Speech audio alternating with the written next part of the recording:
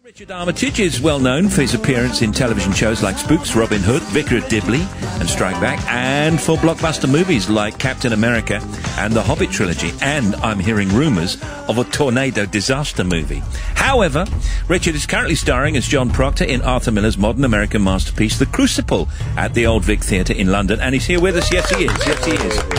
And we're okay, and we must apologise first of all before we get onto the theatre. Our producer Phil once made you a cup of tea. It was coffee. It was coffee, yeah. yes. Oh, it was now I remember it. Weak coffee, yes. And I remember somebody saying, I don't think it was you, obviously, because you wouldn't be impolite like that, saying that it was the worst cup of coffee that you'd ever had. He's wearing the same jumper that he made it.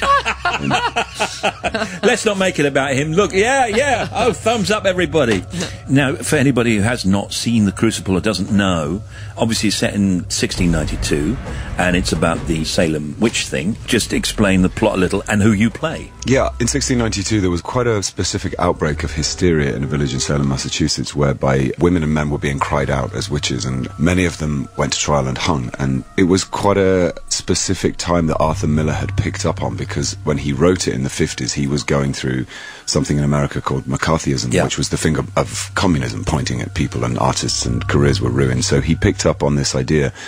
I play a character called John Proctor, who in the original, well, in true life was probably in his 60s, but Miller makes him in his mid-40s and creates a centre point of a relationship which has happened between Proctor and Abigail Williams, and she is crying out on his wife to kill her so that she can take her place, and that's really the crux of Miller's domestic story. You've obviously made a study of this piece, as you say, for many years. Would you still be nervous about getting it right, or are you pretty confident that you've got it all? It was one of those roles that when I met with Yael Farber, our director, she said, "Why do you want to play this role?" And I said, "Because I don't know if I can do it." And I sort of still don't know if I can do it. I think it's a play that it's elusive. It's like, we call it the slippery pig. Just when you think you've got hold of it, it slides away from you. Really? It's such a big play. It's a 3.5-hour, 4-act opera.